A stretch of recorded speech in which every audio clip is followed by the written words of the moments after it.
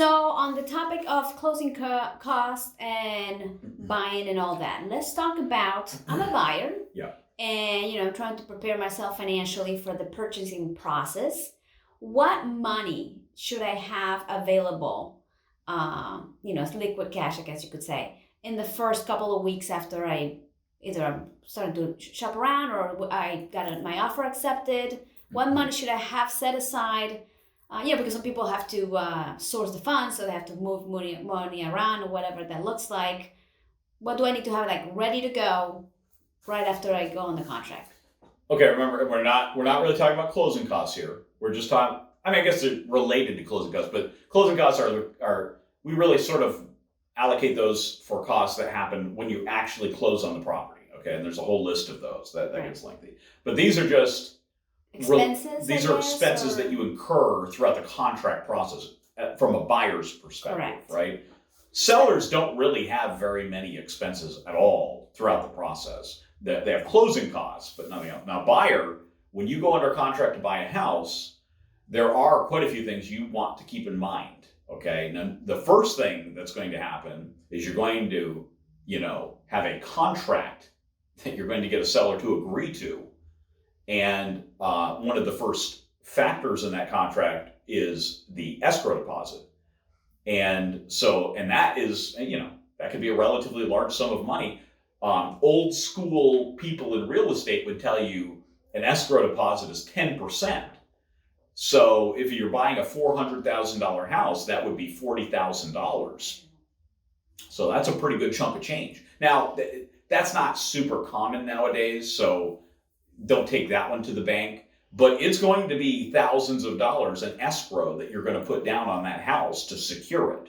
Now, there's a lot of rules and protections that govern that escrow deposit, and ultimately at closing, it would be applied towards your down payment. But that's definitely money you have to really think about that you're going to need in the first few days of the contract at the latest. Right. Okay, then after we go under contract, after we negotiate the contract, you've made your escrow deposit. Now there's a couple of things to keep in mind. The first stage in a purchase contract is the inspection. And so the inspection is really important because this is where you're going to evaluate that property's condition to make sure that you're comfortable with that before you move forward.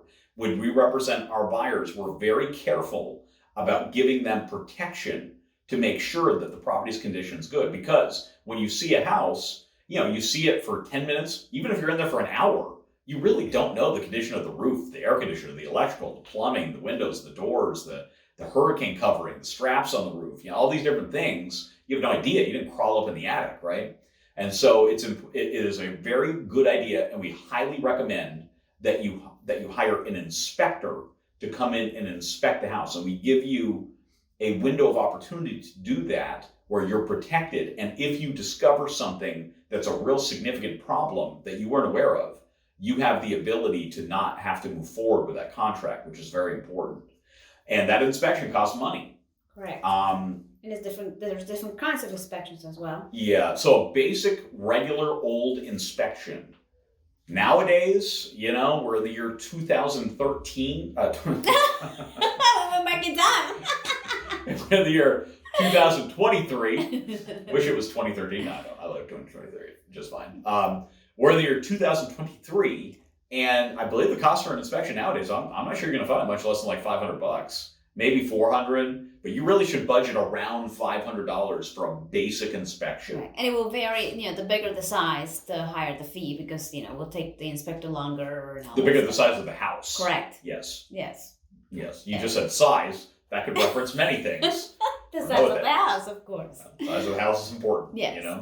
So the size of the house will impact the fee. Yes. Also, there are other things that you consider when you're doing an inspection. Julie, you had mentioned other types of inspections.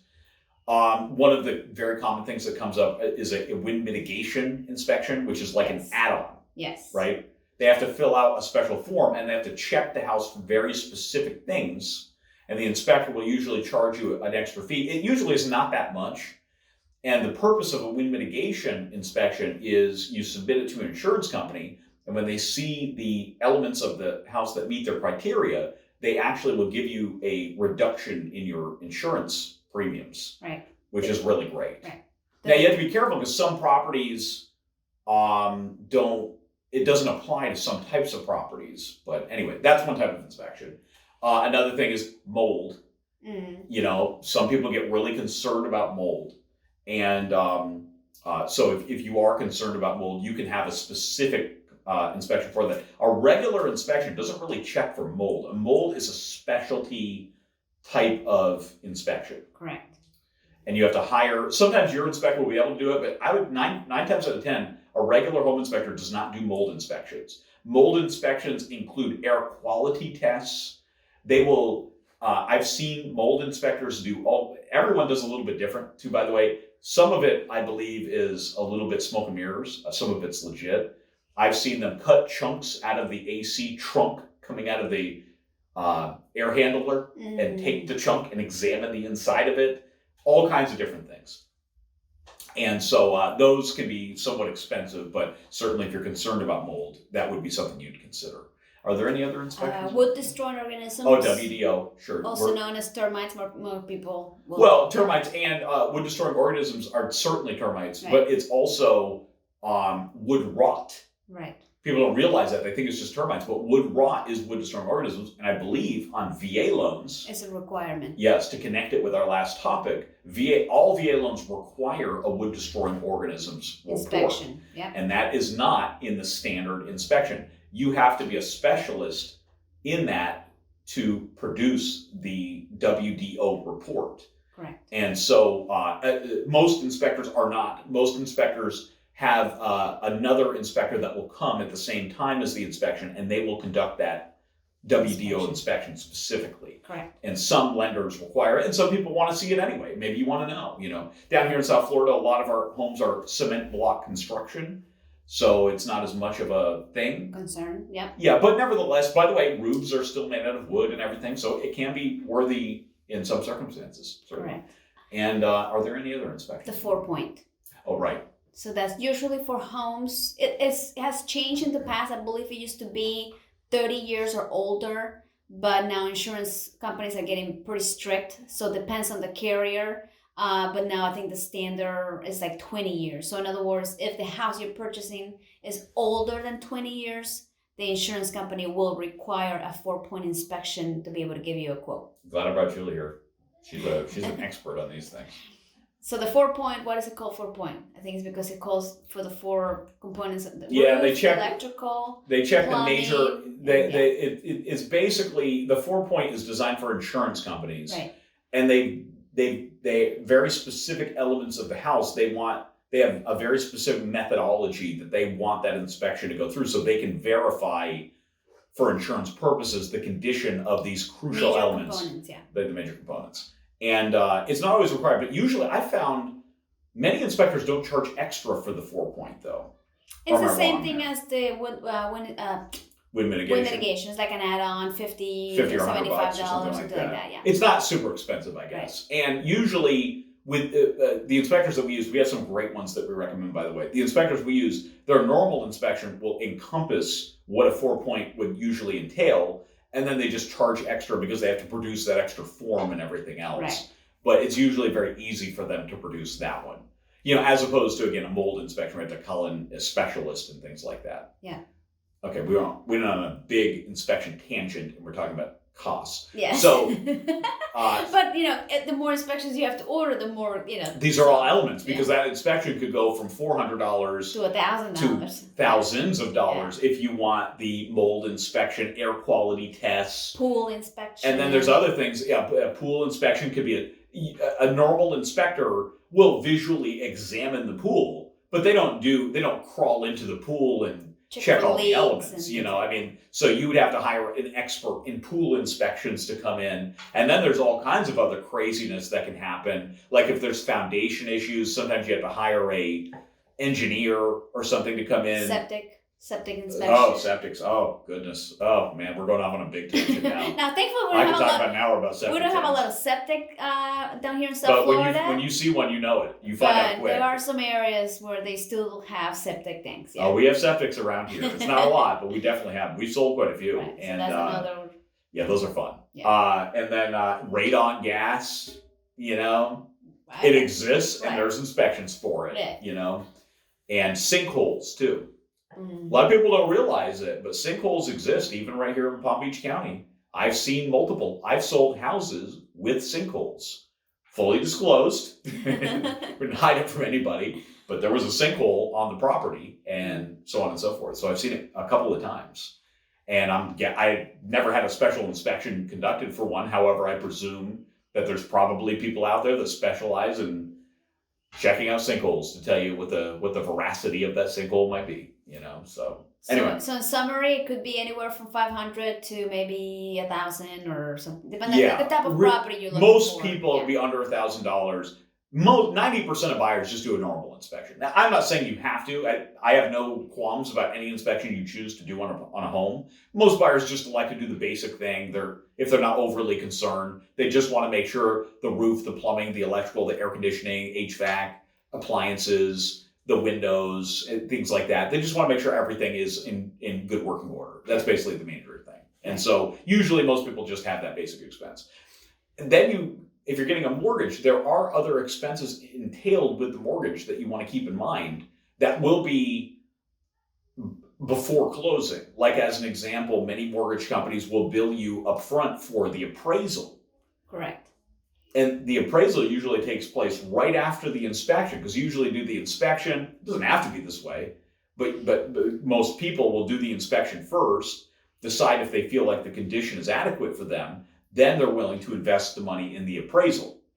And an appraisal is usually about $500, give or take. I don't remember. I think now it's a little higher, but Maybe 5 to 7. Inflation, like that, yeah. you know, but yeah, $700 appraisal, eh? Sheesh. Anyway. And how about HOA application fees? HOA application fees. So if you're buying a home in a homeowners association. Or a condo association as well? Yeah, I meant both, right? Yeah. And you have to make an application to them, which means you have to fill out a form. And sometimes they do things like background checks, and they evaluate you. They ask you a bunch of questions like, what kind of car do you drive? Do you have any pets? You know, et cetera, et cetera. And they will charge you a fee for the privilege of applying. It's very commonly like $100 a person or something like that, I think. You know. Yeah, it's anywhere from like 100 to 200. Yeah. It could be cheaper than that too, but usually not. Usually it's about 100. 100 is pretty standard. Yeah. And then other fees, when you're on the mortgage thing, so the mortgage will charge you many mortgage companies will charge you for the appraisal. And then they oftentimes will charge you an application fee. Before the closing? Yeah. Now, not every mortgage company does, but you want to be aware of that. You should probably ask your mortgage guy. Okay. And I think that's the majority of costs that you'll have to really consider as you're preparing for this. Yes. I think that covers the main. Okay. Any other topics? I think that pretty much covers all. All right, a couple of quick Perry Home Solutions updates. Update number 1 is we have our famous Sip and Shred event that is coming up in February. We're now in January of the year 2023, and towards the end of February, we're going to be putting on the Sip and Shred event. That's going to be at Nobo Brewery in Boynton Beach, off High Ridge Road. And so we're going to have our full shredding truck there. By the way, we can handle basically any capacity of shredding. If you bring a huge amount of stuff to shred, they can handle it. They have this huge truck and huge bins, and they can just take care of it in minutes. And while we're there, when we're safely away from the shredding, I will buy everybody beers. And so you can come hang out, have a beer. Even if you don't want to shred, you can still come and have a beer. I'd be happy to buy you one. And conversely, if you don't want a beer, but you have stuff to shred, you're also welcome. But you'll have to endure us having beers at the same time. And so it's always a blast. It's great. We usually have a ton of people. And Nobo's cool. This is our first year doing it there, but they have a really great establishment, awesome selection of beers. And they usually have other food there too, which is really, really good. Louisiana style. Yeah, I think that guy's going to be there. Mm-hmm. Yeah, if you like Louisiana style food, which I know me and Julie kind of love, then you might get a kick out of it because that guy's there. And he's usually cooking it in the bar area, and it just smells absolutely fantastic. So anyway, probably should stop talking about that. Yeah. And then so anyway, Sip and Shred, February 25th. If you're interested, let us know. We would love to have you. Just give us a call or reply to this video, wherever that may be.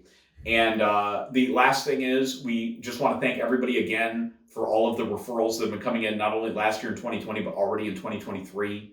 Our clients are so awesome, and the referrals that people send us are just so important to our business. And I want to remind everybody that not only do we appreciate the referrals, but we really want to earn them and encourage them. So we have our VIP program where we like to go above and beyond and just really thank people for entrusting us with their friends and family, helping them in real estate. So the VIP program is, we really like to go above and beyond for you. We prepare very special gifts that we give out to people, and it's like a series of gifts that we put together. I don't want to reveal what they are, but we try to mix them up and we try to make them really enticing. I will say, like, as an example, one of the gifts that we gave at the very end of 2022 was tickets to the Dave Chappelle concert the Dave Chappelle. He was singing. Yeah. Comedy show. Yeah, his comedy show, his live comedy show down in Hollywood at the Hard Rock, and we kind of surprised our VIPs with that, and so that was really a blast. So we have a bunch of interesting stuff that we're going to be doing, and we do these little private parties and things like that. And so anyway, whether or not you're interested in that, we'd love to have you, but we really appreciate your referrals either way. Thank you very much for that. And if you have something that you would like us to have, please, we're welcome. We welcome any input, things that you think we should offer to our VIPs. Yeah, if you have any input as to what you think we should be giving away for the VIPs, let us know. But we always want to make it really special. We strive to do that. We have a lot of interesting ideas in the hopper here as well. And so the only way to find out exactly what we're doing is to send us a referral and allow us to blow you away. So we're looking forward to that. Very good. Anyway, anything else? I think that's it for today. All right. Thanks a lot, you guys. We'll talk soon. Bye. Bye.